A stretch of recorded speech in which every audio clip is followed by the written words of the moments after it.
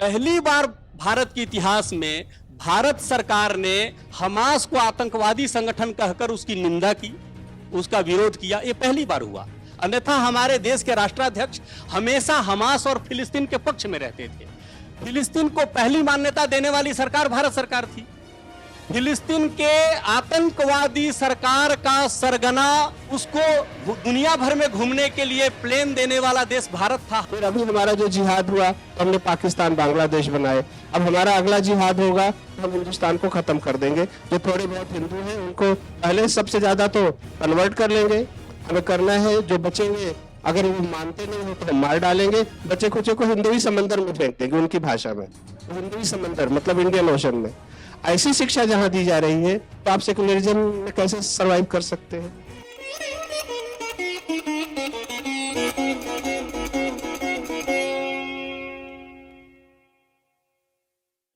आज के इस परिसंवाद को हम प्रारंभ करते हैं। परिसंवाद का हमारा जो विषय है वो है इस्राइल हमास का युद्ध और भारत को चेतावनी। इस विषय पर जो अलग अलग पहलू हैं तो वो हम इस परिसंवाद में समझने का प्रयास करेंगे। 7 अक्टूबर को हमास के आतंकियों ने इजराइल पर, हम कह सकते हैं एक प्रकार से नृशंस जो हमला जो उन्होंने किया है, और उसमें जो सिविलियंस है, सिविलियंस को टारगेट किया। वहाँ पर जो आम नागरिक है उनको टारगेट करके, महिलाओं को टारगेट किया गया, बच्चों को टारगेट किया गया। ये सब कुछ हुआ तब जितने भी मुस्लिम देश थे या इस्लामिक पूरा जो जगत है या भारत में रहने वाले जो इस्लामिक या सेकुलर नेता है, किसी ने भी हमास की निंदा नहीं की, किसी ने भी निषेध नहीं किया। पर जब इजराइल ने उसको प्रत्युत्तर देना प्रारंभ कर दिया तो हमने देखा कि किस प्रकार से फिर एक बार वो विक्टिम कार्ड लेकर सामने आए और अब पूरे देश में हल्ला मचा रहे हैं कि कैसे इजराइल ही फिलिस्तीनियों के ऊपर अत्याचार कर रहा है। तो ये पूरी वर्तमान की उनकी जो रणनीति है ये हमने समझ ली। तो इस पूरे युद्ध से, और अभी हम देख रहे हैं कि 7 अक्टूबर से युद्ध शुरू है और इजराइल आगे आगे बढ़ रहा है और प्रयास भी कर रहा है कि अब इजराइल का तो कहना है कि हमास को हम पूरी तरह से नष्ट कर देंगे।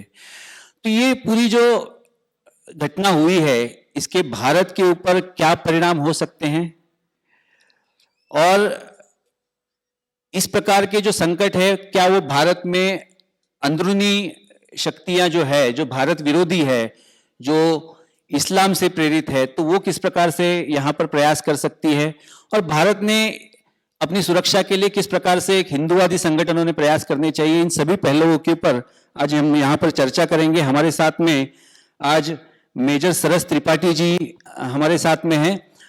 आप लेखक हैं और प्रकाशक भी हैं।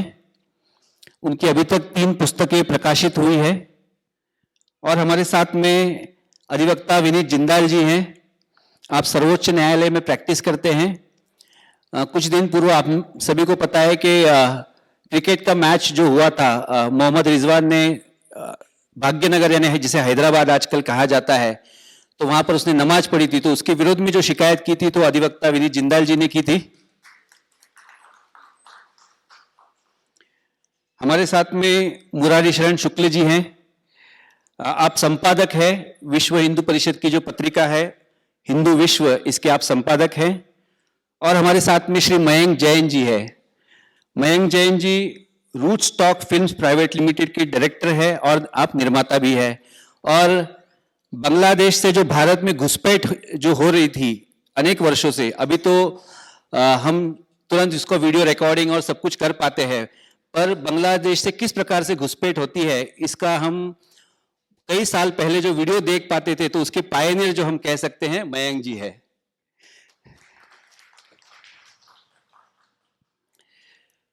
तो पहला प्रश्न मैं सरस जी को पूछना चाहूंगा। सरस जी, हमास के आतंकियों ने इजराइल पर हमला किया, उसके बाद में हमने देखा कि भारत की जो इस्लामिक संगठन है, विशेषकर जो all India Muslim personal law board है, तो जब हमास ने हमला किया तो सभी शांत थे, पर फिलिस्तीन पर जब इजराइल ने हमला करना प्रारंभ कर दिया तो all India Muslim personal law board सामने आ गया और उन्होंने फिलिस्तीन के समर्थन में अपनी प्रेस नोट निकाली।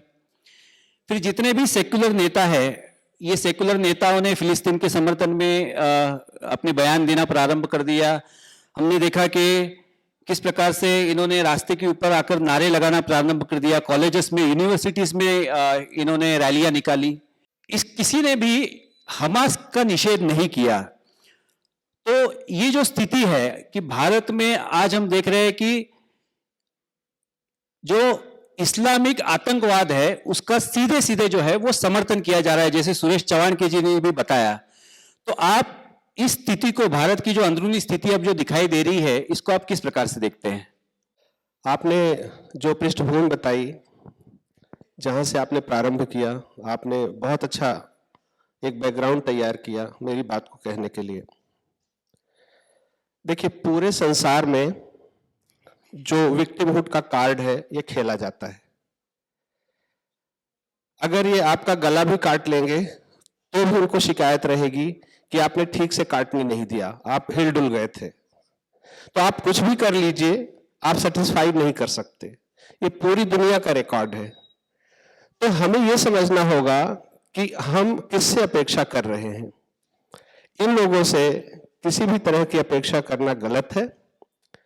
हमें अपनी तैयारी करनी होगी, जैसे इजराइल ने की। हालांकि इजराइल ने भी बहुत धोखा खाया। पूरे संसार में 297 आतंकवादी संगठन है, 297। उसमें से 270 इस्लामिक है। आप इसको समझते चलिए बस। 297 आतंकवादी संगठन है जो रिकॉग्नाइज्ड है, उनमें से 270 सिर्फ इस्लामिक है। बाकी जो बचते हैं लगभग 27, उसमें अधिकतर पॉलिटिकल है। किसी को अलग देश चाहिए, किसी का राजनीतिक झगड़ा है, कोई किसी का एथनिक झगड़ा है। तो जो ये कहते हैं कि कोई आतंकवाद का कोई धर्म नहीं होता, ये निरा मूर्खता है। जहां तक इजराइल की बात है, इजराइल हमास युद्ध पे अगर आए तो इजराइल ये तो युद्ध कभी खत्म नहीं होगा जब तक इजराइल नहीं खत्म हो जाएगा, और या जब तक कि इस्लाम खत्म नहीं हो जाएगा। ये युद्ध चलता रहेगा और इसको चलाने का जो श्रेय है या कारण है वो इजराइल नहीं है, वो स्वयं इस्लाम है, फिलिस्तीन भी नहीं है। समस्या क्या है कि why do you exist, that is the problem. आपका अस्तित्व क्यों है, ये असली समस्या है। आप क्यों हैं यहाँ पे, आप जिंदा क्यों हैं? क्योंकि उनकी किताब में तो लिखा है कि भाई मुस्लिम्स को छोड़कर इस दुनिया पर शासन करने का अधिकार किसी को नहीं है। तो आप एग्जिस्ट क्यों करते हैं? तो सबसे बड़ी समस्या ये है। अब आप चूंकि एग्जिस्ट करते हैं, इसलिए आपको अपने अस्तित्व को बचा के रखना पड़ेगा। वो कैसे रखना पड़ेगा, आपको उसकी तैयारी करनी होगी। जो महाभारत में भगवान श्री कृष्ण ने जैसे कहा है कि तो जैसे गुरुदेव ने, हमारे गुरु पिंगले जी ने भी कहा कि जब आपको आत्म परिचय हो जाएगा, अपना परिचय हो जाएगा, तब आपको शत्रु बोध होगा।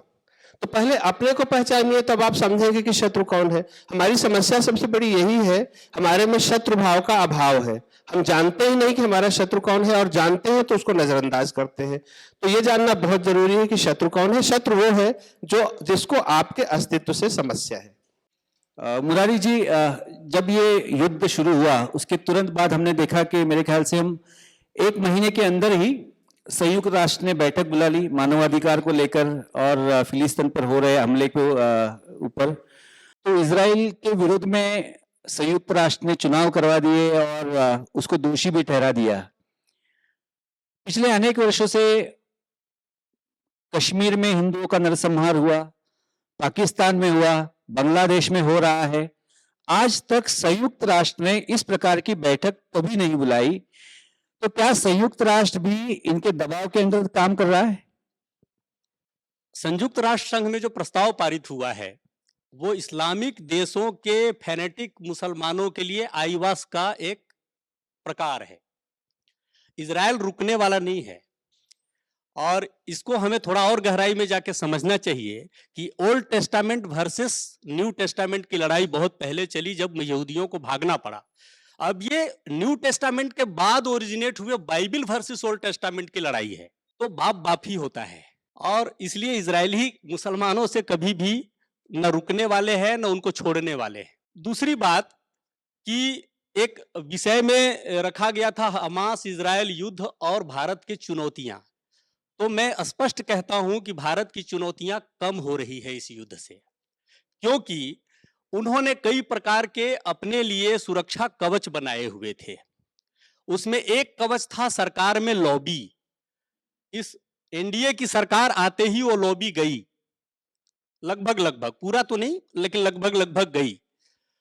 अब उसके साथ सरकार के का प्रश्रय, उस लॉबी से सरकार का प्रश्रय पाते थे और फलते फूलते थे।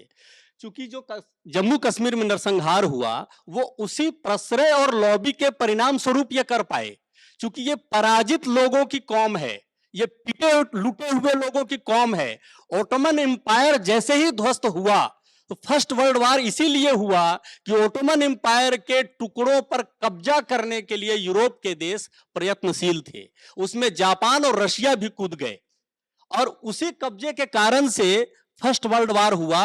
उन्होंने कारण दूसरे गिनाए लोगों को प्रोपेगेंडा करके बेवकूफ बनाने के लिए। किंतु ओटोमन एम्पायर का सबसे बड़ा जो उससे निकला हुआ देश टर्की था, वो वहां का ओटोमन एम्पायर का हेड खलीफा होता था जो टर्की का खलीफा हो गया।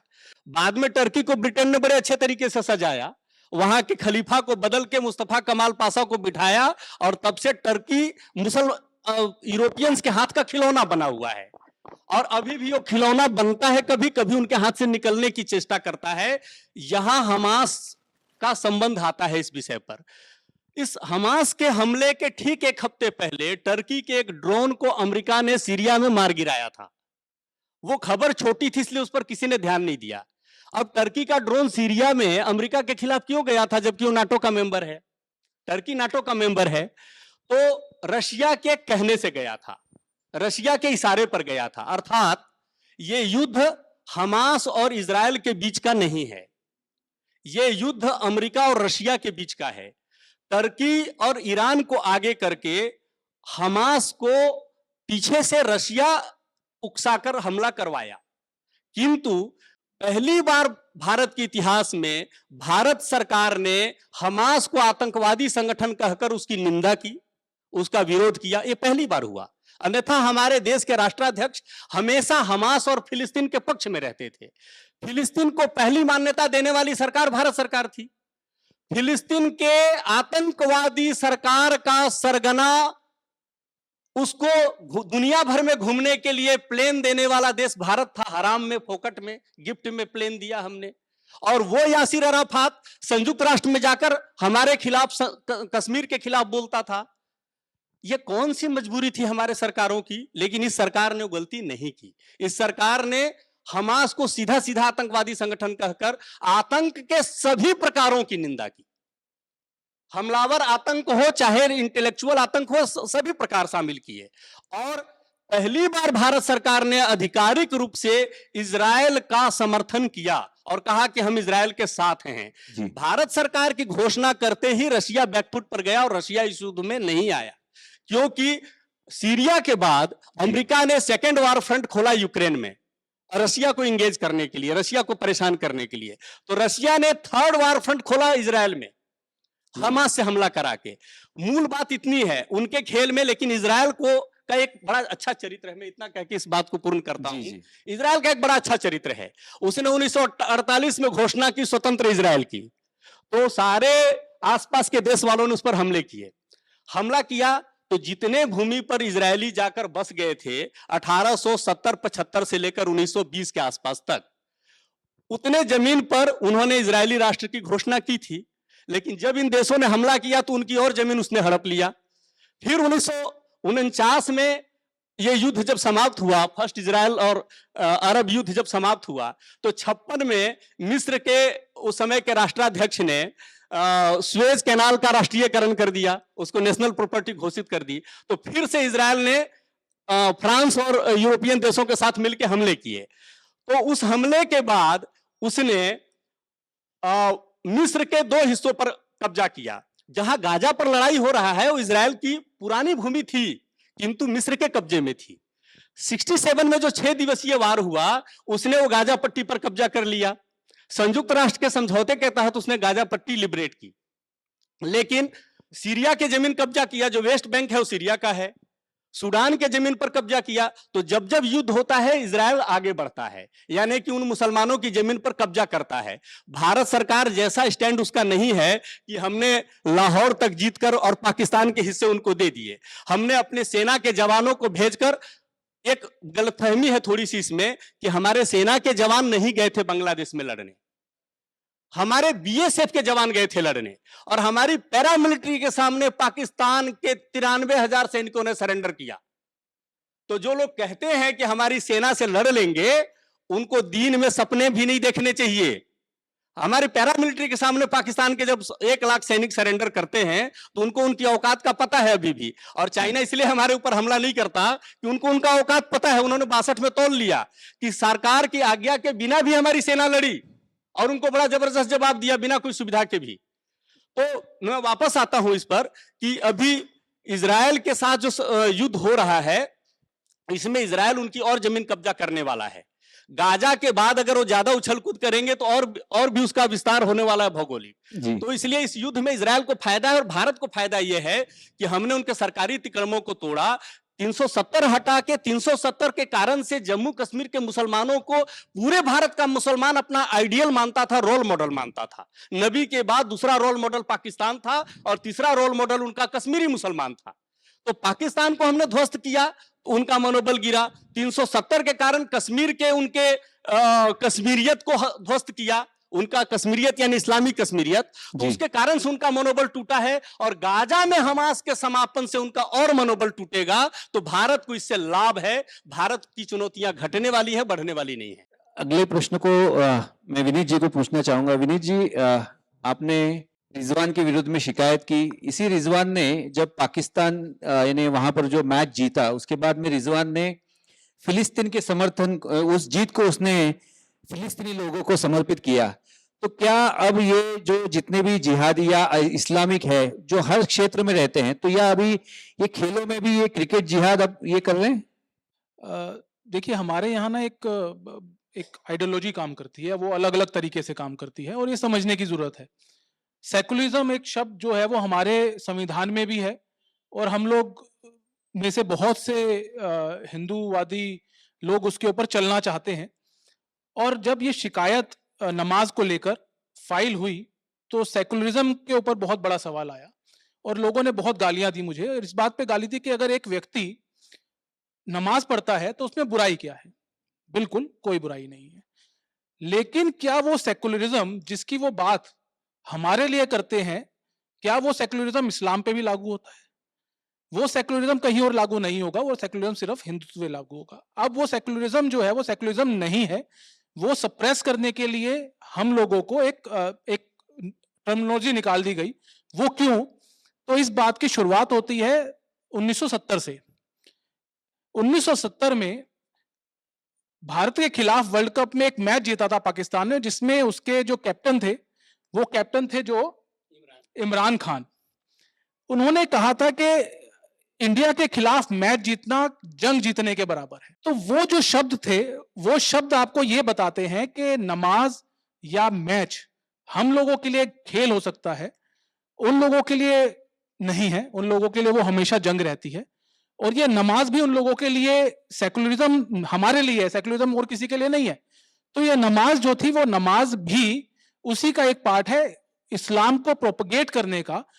और जब ये कहा जाता है वकार यूनिस के द्वारा टीवी पे बैठ के कि सबसे अच्छा वो लगता है जब मोहम्मद रिजवान यहां देश में, हमारे देश में 100 करोड़ हिंदुओं के सामने ग्राउंड पे नमाज पढ़ता है। तो जब ऐसी बातें आएंगी, तो ऐसी बात आने के बाद आपको क्या लगेगा और क्या नहीं लगेगा, मुझे नहीं लगता। जो अपने आपको सेकुलर कहता हो उसके लिए नमाज अच्छी हो सकती है, मेरे लिए नमाज अच्छी नहीं है। और जो बात आज यहां सुबह चल रही थी कट्टरता, तो वो कट्टरता आप लोगों में नहीं है। आप लोग सेकुलरिज्म की बात करते हैं तो वो हमारी गलती है, वो किसी और की गलती नहीं है। तो मुझे लगता है कि अगर ऐसी कोई चीज जो आपको सप्रेस करने की बात करती हो, जो आपके हिंदुत्व को सप्रेस करने की बात करती हो, उसको आपको मानने नहीं चाहिए, उसके लड़ना चाहिए। अब ये शिकायत फाइल करने की बात थी, तो हमास, अब फिलिस्तीन की बात बेसिकली कर रहे थे हम लोग। तो फिलिस्तीन को जीत डेलिकेट करना और नमाज पढ़ना, ये दोनों अलग अलग चैप्टर नहीं है, ये दोनों साथ जुड़े हुए चैप्टर हैं। वो इसलिए है कि देखिए, पहला मैच जीता, फिलिस्तीन को कहा गया कि जी हम अपनी जीत को फिलिस्तीन को डेलीकेट करते हैं, तो वो फिलिस्तीन को डेलीकेट नहीं कर रहे थे, वो ह्यूमैनिटी को डेलीकेट नहीं कर रहे थे, वो ये कहते कि पूरे विश्व के अंदर जितने लोग आतंकवाद से प्रेरित मारे जाते हैं उन सबको हम ये जीत करते हैं, डेलीकेट करते हैं। लेकिन उन्होंने ये नहीं कहा, उन्होंने ये इसलिए नहीं कहा क्योंकि वो सिर्फ इस्लाम की बात करते हैं, वो मानवता की बात नहीं करते, वो सिर्फ इस्लाम की बात करते हैं, वो फिलिस्तीन की बात नहीं करते, वो वहां हो रहे मानव अधिकारों के हनन की या इजराइल में मानव अधिकार हनन की बात नहीं करते, वो सिर्फ इस्लाम की और इस्लाम के अंदर जो लोग मुसलमान जो मारे जाते हैं सिर्फ उनकी बात करते हैं, उनको हमसे किसी और से कोई लेना देना नहीं है। दूसरी बात आती है नमाज पढ़ने की, तो बहुत बड़ा सवाल है कि नमाज तो मोहम्मद रिजवान ने पहले भी पढ़ी है, पाकिस्तान की टीम ग्राउंड के अंदर नमाज पढ़ती है, फुटबॉल की टीम भी नमाज पढ़ती है ग्राउंड के अंदर। तो मेरा मानना ये है कि ये सब कुछ रुकना चाहिए, और उसका कारण ये है कि आपके सामने, आप अगर उन लोगों के सामने अगर हमारे टीम का कोई प्लेयर हनुमान चालीसा का पाठ करने लगे ग्राउंड में, तो क्या होगा? तब बात आ जाएगी कि आप हिंदुत्ववादी हो और आप वहां पे अपने धर्म को प्रोपेगेट करने के लिए हनुमान चालीसा पढ़ रहे हो। एक जय श्री राम का नारा लगाया गया तो पूरे मीडिया के अंदर, चाहे वो हिंदुस्तान का मीडिया हो, चाहे वो विश्व अरब देश का ऐसा कोई टीवी चैनल नहीं था जिसके ऊपर जय श्री राम का नारा लगा के मोहम्मद रिजवान को चिढ़ाने की बात की गई हो। अरे भैया, अगर आप ये कहते हो कि नमाज से आपको चिढ़ने की जरूरत नहीं है तो जय श्री राम से आपको चिढ़ने की जरूरत नहीं है। लेकिन क्योंकि आपका माइंडसेट वही है, आपका माइंडसेट प्रोपोगेट करना है इस्लाम को और सप्रेस करना है दूसरे के धर्म को, तो ये हिंदुस्तान में नहीं चलेगा। और इस बात की ताकत जिस ऑर्गेनाइजेशन के प्लेटफॉर्म पे आज हम लोग बैठे हैं, ऐसी ऑर्गेनाइजेशन हम लोगों को ये ताकत देती है। जब आपके साथ चार हाथ मिलते हैं तो आपके साथ वो ताकत आती है जिसके लिए आप आगे आके लड़ने के लिए प्रतिबद्ध होते हो और आगे आके आप स्टेप उठाते हो। तो मेरा मानना सिर्फ यही है कि सेकुलरिज्म को छोड़िए, सेकुलरिज्म हमारे लिए नहीं बना। ये जो हमास की या फिलिस्तीन की बात करते हैं, वो सिर्फ हमास और फिलिस्तीन की बात नहीं है, वो बात है इस्लाम की। और इस्लाम ये कहता है कि पूरा विश्व जो है वो उनका है और इस विश्व में उनके इस्लाम के अलावा कोई नहीं रहेगा। तो ऐसा नहीं है, हमारे लिए हमारा सिर्फ एक देश भारत, हिंदुस्तान जिसको हम कहना चाहते हैं, जो अभी स्टेज पे ही बात हुई कि एक मुट्ठी बंद करें तो भारत बना और दोनों मुट्ठी बंद करेंगे तो हिंदुस्तान बनेगा। तो जरूर उस दृष्टि पे भी काम होना चाहिए और इसको आगे बढ़कर जरूर कहीं ना कहीं इसको पहुंचाने, जहां पे भी इस तरीके की चीजें, और ये काम अभी रुका नहीं है नरेंद्र जी, ये काम आगे बढ़ के लड़ने वाला काम है। और स्पोर्ट्स के अंदर स्पोर्ट्स का इस्लामीकरण किया जा रहा है और ये आज से नहीं लंबे समय से किया जा रहा है। जहां हम लोगों की सोच रुकती है या हम सोचना शुरू करते हैं, वहां पे वो लोग बहुत सा काम कर चुके होते हैं। और ये काम आज से नहीं, 1970 की मैंने बात की तब से चल रहा है और बहुत लंबे टाइम से चल रहा है, लेकिन अब इसको रोकने की जरूरत है। जी जी। और इसी श्रृंखला में हम देखें तो जब कतर में फुटबॉल का फीफा का वर्ल्ड कप मैच हुआ था, तो वहां पर भी जाकिर नाइक जो भारत का भगोड़ा व्यक्ति है, तो उसको वहां पर बुलाकर धर्मांतरण का एक बहुत बड़ा प्रयास वहां पर किया गया। मयंक जी, आपसे मैं पूछना चाहूंगा कि ये भारत में अनेक आतंकी हमले हुए, 26/11 का हमला हुआ, मुंबई में अनेक बम विस्फोट हुए, 1993 में बम विस्फोट हुए, संसद पर हमला हुआ, पर ये जो गंगा जमुना तहजीब वाले लोग हैं, इन्होंने कभी भी जेएनयू में उसके लिए समर्थन में नारे नहीं लगाए, समर्थन में रैलियां नहीं निकाली, या अलीगढ़ यूनिवर्सिटी में भी आतंकवाद के विरोध में कभी रैली नहीं निकली।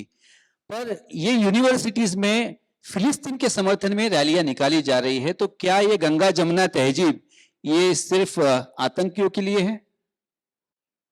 देखिए, ये इसके लिए हमको अध्ययन करना पड़ेगा जो इस्लामिक आइडियोलॉजी है उसका। इस्लामिक आइडियोलॉजी जो है, विचारधारा जो है, वो मानवता को दो भागों में डिवाइड करती है। एक तो वो जो इस्लाम की जो मेन मान्यताएं हैं उनको वो मानते हैं, और दूसरे जो वो उनको नहीं मानते। जो उनको नहीं मानते वो हैं काफिर। मैं और आप, हम काफिर हैं, क्योंकि हम इस बात को नहीं मानते कि अल्लाह की जो सत्ता है केवल अल्लाह ही की एक सत्ता है, ऐसा नहीं मानते हम ऐसा मानते हैं कि ईश्वर के अलग अलग नाम होते हैं।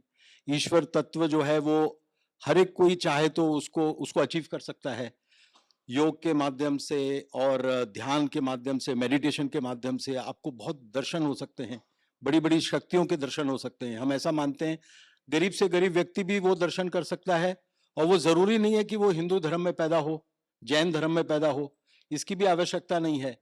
हमारे यहाँ ये भी नहीं मानते कि ऐसे भी लोग हैं जो ईश्वर को भी नहीं मानते, ऐसे भी लोग हैं। तो हमारे यहाँ केवल 10 लक्षण हैं, सत्य, अहिंसा, धृति, क्षमा, चोरी नहीं करना, ऐसे 10 लक्षण हैं। अगर आप ये सब का पालन कर रहे हैं तो आप मानिए ईश्वर को, नहीं मानिए उससे हिंदू समाज को कोई फर्क नहीं पड़ता, आपका डिसिप्लिन रहना चाहिए। लेकिन जो इस्लामिक थॉट है या जो बिब्लिकल थॉट है, जो सेमिटिक रिलीजन्स हैं, वो एक ही ईश्वर को मानते हैं, एक मोनोपोली ऑफ ट्रुथ है। तो इसलिए जब हम हमास की बात करते हैं, भाई हमास उस आइडियोलॉजी से जुड़ा हुआ है, वो इस्लामिक आइडियोलॉजी से जुड़ा हुआ एक संगठन है। इसलिए जो लोग हमास के साथ खड़े हैं वो जिहाद के साथ खड़े हैं, और जो लोग हमास के साथ नहीं खड़े हैं, उसको अपोज कर रहे हैं, वो जिहाद के खिलाफ हैं। तो इसलिए इसका जो क्लासिफिकेशन है वो हमास वर्सेस इजराइल नहीं है, इट इज जिहाद वर्सेस डिफेंडिंग योरसेल्फ फ्रॉम जिहाद। एक तरफ जिहादी हैं, दूसरी तरफ वो लोग हैं जो कह रहे हैं प्लीज जिहाद मत करो, नहीं तो हमें भी कलारी पयटू करना पड़ेगा, यू नो जी। तो जो केरला का मार्शल आर्ट है, तो वो हम सेल्फ डिफेंस में करेंगे। लेकिन जब हमारे औरतों बच्चों पे आप आक्रमण करेंगे तो हम थोड़ी गांधी जी की तरह अहिंसा परमो धर्म की बात करेंगे। उस वक्त हर एक चीज की देश काल परिस्थिति के अनुसार किस समय क्या बात करनी है। आपके सामने से शत्रु आ रहा है तो आप भी जो है शत्रु को उसी तरह से जवाब देंगे जिस जवाब में जो जवाब उसको समझ आएगा। लेकिन हमारे यहाँ क्या हुआ कि एक झूठा अहिंसावाद, जो आप बता रहे थे ना कि जो संगठन है वो अपोज कर रहे हैं, कुछ लोग नहीं अपोज कर रहे हैं, तो हमको यही नहीं पता है कि कहां पे अहिंसा का प्रयोग करना है, कौन देश काल परिस्थिति क्या है।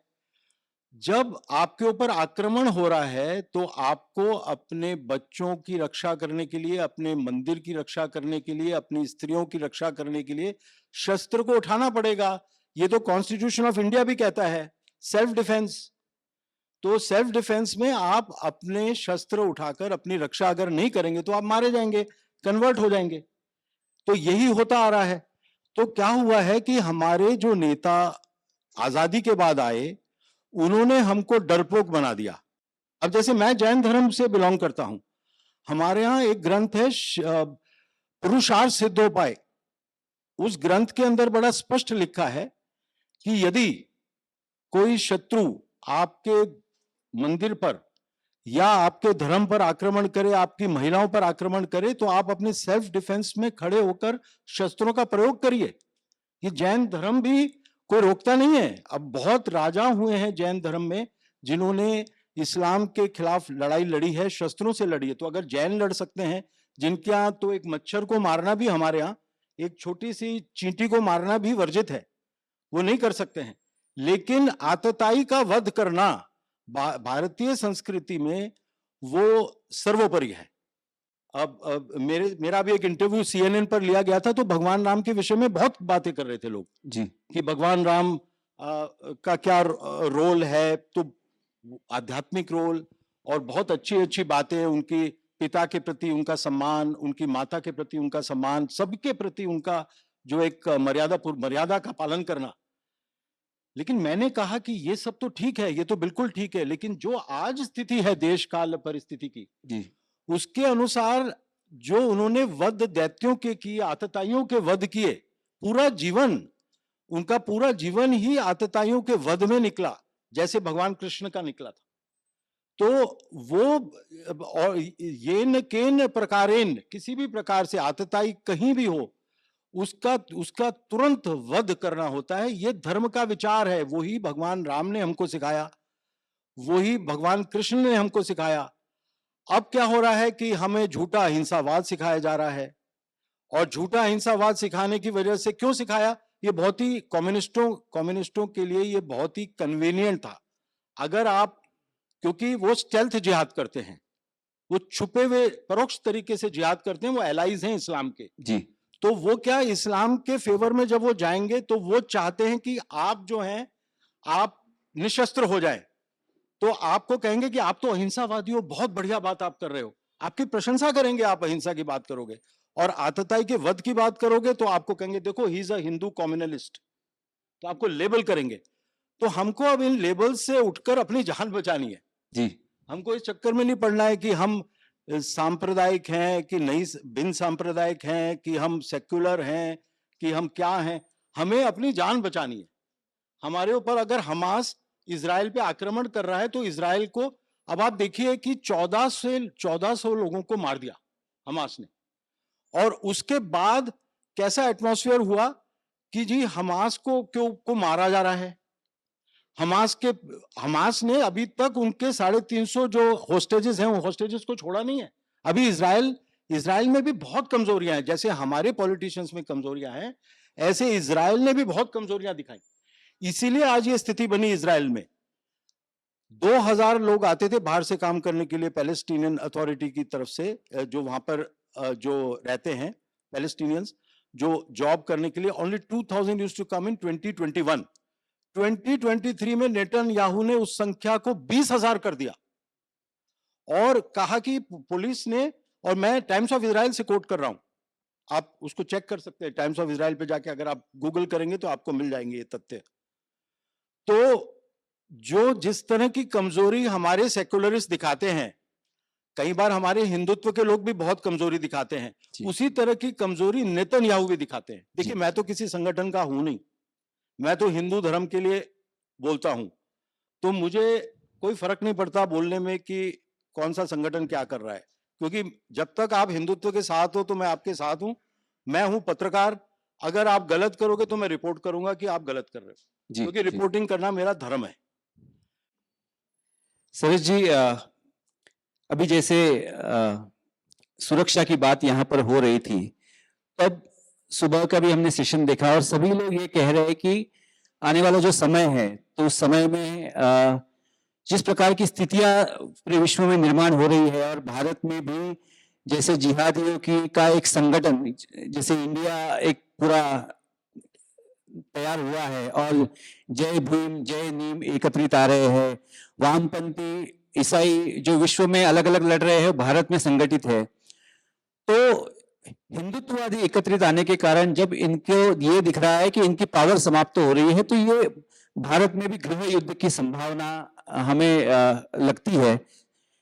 तो एक तो उन्होंने कुछ यहाँ पर बताया मयंक जी ने कि हमें प्रयास करने होंगे, पर एक हिंदूवादी संगठन और सभी ने मिलकर कैसे हमें इस गृह युद्ध को कैसे हम भारत में बचा पाए और कैसे हम प्रयास कर पाए, इसके बारे में कुछ बताइए। जो बात आप मुझसे पूछ रहे हैं, इसको मैं अपनी कई वार्ताओं में कह चुका हूं, फिर से एक बार कहूंगा कि भारत की जो स्थिति है वो काफी अलग है, विचित्र है। जब मैं आर्मी में था तो पाकिस्तानी अधिकारियों से हमारी लाइन ऑफ कंट्रोल पे मीटिंग होती थी, उसको फ्लैग मीटिंग बोलते हैं। तो एक मीटिंग में हम लोग गए थे, तो छोटी घटना बताता हूँ, बात को खत्म करूं क्योंकि उससे मैसेज कम्युनिकेट हो जाएगा। तो हमने उनसे कहा कि तुम लोग आजकल बहुत फायरिंग करते हो, क्या चाहते हो? मतलब फिर से लड़ाई चाहते हो क्या? उस बार तो 93,000 आपने सरेंडर किया था बांग्लादेश में, इस बार पूरी आर्मी सरेंडर करना चाहती है क्या? तो उसने कहा कि आप किस सपने में जी रहे हैं? हमने कहा हम बिल्कुल सही कह रहे हैं, 93,000 सैनिकों ने 1971 में सरेंडर किया था। तुम्हारी 6 लाख की आर्मी है, जितनी तुम्हारी आर्मी है उतनी तो हमारी अकेले कश्मीर में बैठी हुई है। तो उसने कहा कि जितनी आपकी कुल आर्मी है उसकी सैकड़ों गुना आर्मी हमारी हिंदुस्तान में बैठी हुई है। अब उसका क्या मतलब था आप समझ सकते हैं। तो मैं कहता हूं कि हमारे देश में जब भी युद्ध होगा, और ये मैं नहीं कह रहा हूं, ये जो स्ट्रेटेजिक थिंकर है, रणनीतिक विचारक है, उनका विचार है कि वो युद्ध 2.5 मोर्चे का युद्ध होगा। 2.5 मोर्चे कौन है? एक तो पश्चिम में जो मोर्चा होगा वो होगा पाकिस्तान के साथ, जो एक एटॉमिक पावर है। दूसरा चीन के साथ होगा क्योंकि दोनों अलाइड हैं इस समय, एक साथ है। आपको पता है कि जो पाक ऑक्युपाइड कश्मीर है उसका काफी बड़ा हिस्सा जो पाकिस्तान के कब्जे में था उसने चीन को दे दिया है। उसको हम ट्रांस कराकोरम ट्रैक्ट कहते हैं, तो कराकोरम रेंज के उस पार है। तो चूंकि उसके पोजीशन में था तो पाकिस्तान को दे दिया, और वहीं से जो चीन का ये कॉरिडोर है जिसको हम सी पैक कहते हैं वो उसकी रोड होके वहां से जाती है। अब असली बात पे आते हैं। बात यह है कि दूसरी तरफ चीन है, तो दो मोर्चे तो ये हो गए। आधा मोर्चा हिंदुस्तान में है, यानी कि जब हमारा भविष्य में कभी युद्ध में जाना पड़ेगा भारतवर्ष को, तो हमें 2.5 मोर्चों पे लड़ना पड़ेगा, 2 दुश्मनों से बाहर और आधे दुश्मनों से अंदर। वो दुश्मन कौन कौन है? वो कहते हैं अगर आप किसी दुश्मन को पहले पहचान ले तो लड़ना आसान हो जाता है, और यही बात आती है शत्रु भाव की। अगर हमारे में शत्रु भाव का अभाव रहेगा तो हम हमेशा हारते रहेंगे। कहते हैं, मैं एकदम श्योर नहीं हूं पर इतिहासकार ऐसा लिखते हैं कि जब मोहम्मद गोरी ने आक्रमण किया तो पृथ्वीराज चौहान ने उसको अनेकों बार हराया और पकड़ भी लिया, और उसके बाद क्षमा कर दिया, बोला इस बार अब अगली बार मत आना। लेकिन वो अगली बार आया और तब तक आता रहा जब तक उसने पृथ्वीराज चौहान को नहीं पकड़ लिया, और जब उसने पकड़ लिया तो उसको खत्म ही नहीं किया, बहुत तड़पा तड़पा के मारा। जैसे इजराइल में आप देख रहे हैं जैसे हो रहा है, बच्चों को कुत्तों के केज में बंद करके जिंदा जला देना, महिलाओं के साथ बलात्कार करना, शव के साथ बलात्कार करना, उनका पूरा प्रदर्शन करना, ये मनुष्य नहीं राक्षस है। तो उसी तरह की घटनाएं हुई थी जब राजा दाहिर की हार हुई थी, उसी तरह की घटना हुई जब पृथ्वीराज चौहान हारा था। तो जब शत्रु भाव का अभाव होगा तो ये समस्याएं आएंगी, और सीख किससे लेनी है? चाणक्य से। सिर्फ कुछ को खत्म नहीं करना है, उसकी जड़ को खोद कर उसमें मट्ठा भी डाल देना है, ताकि उसके बाद उसमें कभी भी किसी तरह का वृक्ष उगने ना पाए। तो अगर हमें अपने अस्तित्व को बचाना है तो हमें डिफेंसिव नहीं ऑफेंसिव वार लड़ना होगा, इनको ड्राइव करके बाहर करना होगा। बाहर करने का मतलब अब ये नहीं है कि हाँ हम सबको बाहर निकाल देंगे, कहने का मतलब ये है बहुत सी चीजें हैं। या तो वो हमें जिसको हम घर वापसी कहते हैं उसमें आए, घर वापसी करें, हमारे में शामिल हो जाओ, और या तो अपनी आइडियोलॉजी को बदल लो, जो ये चल रहा है कि पूरी दुनिया में को इस्लामाइजेशन करना है। तो मैं बात जो कर रहा था 2.5 मोर्चे के युद्ध की, तो हमें समस्या यही है कि हमें अपने शत्रु को पहचानना होगा, उसके लिए तैयारी करनी होगी, क्योंकि उनका एजेंडा बहुत क्लियर है। जब मैं एक दूसरी भी घटना बताता हूँ, कश्मीर में था, जब हम आतंकवादियों को पकड़ते थे जो कश्मीर से वहां पाकिस्तान से ट्रेनिंग लेके आते थे, उसका इंट्रोगेशन किया था। उसका कहना था बहुत, तो उसका मैंने इंट्रोगेशन किया और अपनी पुस्तक Holi Sinners search of Kashmir अंग्रेजी में है, उसका हिंदी अनुवाद भी है, कश्मीर में आतंकवाद आंखों देखा सच इसमें भी है, और उस पुस्तक के हिंदी अनुवाद में भी है। उसका पूरा इंट्रोगेशन मैंने करीब 30 पेज में लिखा है। वो ये कहता है कि जी हमको जो ट्रेनिंग दी जाती है 3 तरह की होती है। एक तो स्मॉल आर्म्स की ट्रेनिंग दी जाती है, हथियार कैसे चलाए जाते हैं। दूसरा होता है कि टैक्टिक्स क्या होती है, यानी कि युद्ध कैसे लड़ा जाता है। और तीसरा होता है इंडोक्ट्रिनेशन, जो पढ़े लिखे लोग होते हैं सबसे ज्यादा जोर उसी पे दिया जाता है, और उनको बताया जाता है कि जिहाद ही इस्लाम का मूल तत्व है। और इस्लाम सऊदी अरब में ही खत्म हो, तब तो सऊदी अरब कहते नहीं थे, उसी समय खत्म हो गया होता जिस समय पैदा हुआ था, लेकिन जिहाद से आगे बढ़ा। तो जिहाद हमारा असली तत्व है, वो जो जिसको हम कहते हैं हमारे मजहब की अंतरात्मा है। तो हमें पूरी जिंदगी जिहाद करते रहना है। अब उन्होंने फिर बताते हैं कि हमको मैप दिखाया गया कि देखो यहाँ से हम पैदा हुए, अरब में पैदा हुए, फिर उस समय की जो सबसे बड़ी सभ्यता थी पर्सिया, उस पर हमने आक्रमण किया, उनको जीत लिया और उनको इस्लामाइज कर दिया। फिर जो इंडो बुद्धिस्ट कल्चर थी, यानी अफगानिस्तान में जहां बुद्ध और हिंदू देवी देवताओं की पूजा होती थी, उनको भी हमने जिहाद से कन्वर्ट कर दिया। फिर अभी हमारा जो जिहाद हुआ तो हमने पाकिस्तान बांग्लादेश बनाए। अब हमारा अगला जिहाद होगा तो हम हिंदुस्तान को खत्म कर देंगे। जो थोड़े बहुत हिंदू हैं उनको पहले सबसे ज्यादा तो कन्वर्ट कर लेंगे, हमें करना है। जो बचेंगे अगर वो मानते नहीं हो तो हम मार डालेंगे, बच्चे खुचे को हिंदवी समंदर में फेंक देंगे, उनकी भाषा में हिंदवी समंदर मतलब इंडियन ओशन में। ऐसी शिक्षा जहां दी जा रही है तो आप सेकुलरिज्म में कैसे सरवाइव कर सकते हैं? और ये शिक्षा उन्हें दी जा रही है। तो कश्मीर में वही हुआ, वो 3 नारे दिए उन्होंने कश्मीरी में, रले गले चले, या तो तुम यहाँ या कश्मीर छोड़ दो, या तो मर जाओ, कश्मीर छोड़ दो, या तो भाग जाओ, या तो इस्लाम स्वीकार कर लो। 3 ही चीज है कि या तो इस्लाम स्वीकार करो और या तो यहां से छोड़ के चले जाओ, नहीं तो मार दिए जाओगे। तो वो कहते हैं कि हमें खुरासान से अराकान तक गजवाए हिंद करना है और हिंदुस्तान मतलब जो भारतवर्ष जिसको हम कह रहे हैं इसको इस्लाम में कन्वर्ट करना है। खुरासान क्या है? तुर्की, यानी आजकल खुरासान एक प्रांत है ईरान का जो नॉर्थ वेस्ट में है, एक उसका प्रोविंस है, तुर्की से सटा हुआ। तो बोलते हैं खुरासान से अराकान। अराकान का है जो बर्मा का रखीन प्रोविंस है, जहां से सारे रोहिंग्या चले आ रहे हैं। क्योंकि बर्मीज में मार मार के भगा दिया इनको, बहुत अत्याचार किया था उन्होंने, गांव के गांव जला दिए इन लोगों ने, महिलाओं के साथ बलात्कार किया, लूट लिया, कन्वर्जन कराया। तो आज ही जाकर उन्होंने कहा तुम्हें हम खत्म कर देंगे। वहां के लोगों ने, वहां की आर्मी ने सब मिलकर इनको, इनके गांव जला दिए, भगा दिए, बांग्लादेश में आके शरण लिए और वहां से फिर हिंदुस्तान में आ गए। अब ये हिंदुस्तान सबकी पनाह है, सारे यहाँ घूम रहे हैं रोहिंग्या, कोई रोकने वाला नहीं।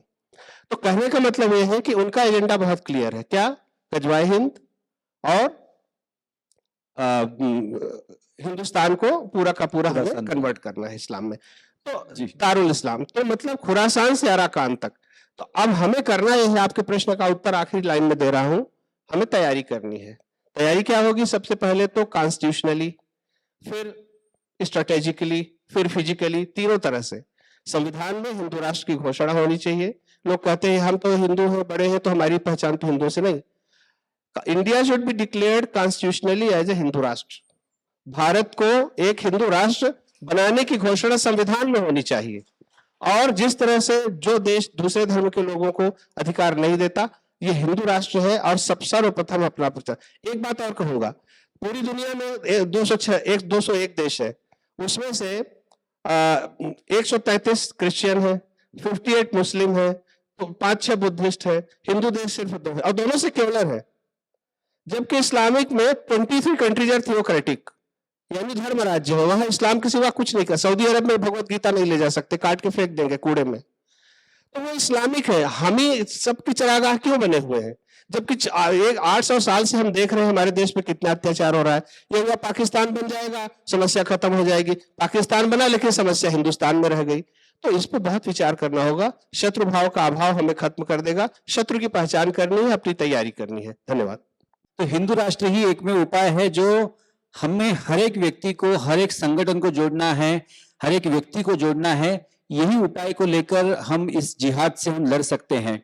अब इंजमाम उल हक का कल एक, क्योंकि आप क्रिकेट से जुड़ा हुआ, ये आपसे प्रश्न में पूछना चाहूंगा कि इंजमाम उल हक ने कल एक वक्तव्य किया। उसने कहा कि हमने ब्रायन लारा को इस्लाम की दावत दी, उसने इस्लाम के बारे में बहुत अच्छा कहा। फिर हरभजन सिंह को भी इस्लाम की दावत दी। तो क्या ये क्रिकेट के माध्यम से ये पूरा धर्मांतरण का रैकेट चल रहा है? एक कहें कि भाई किस तरीके से प्रोपोगेट किया जाए इस्लाम को, वो चाहे क्रिकेट के माध्यम से हो, चाहे वो फुटबॉल के माध्यम से, तो इसको हम कहेंगे खेल जिहाद।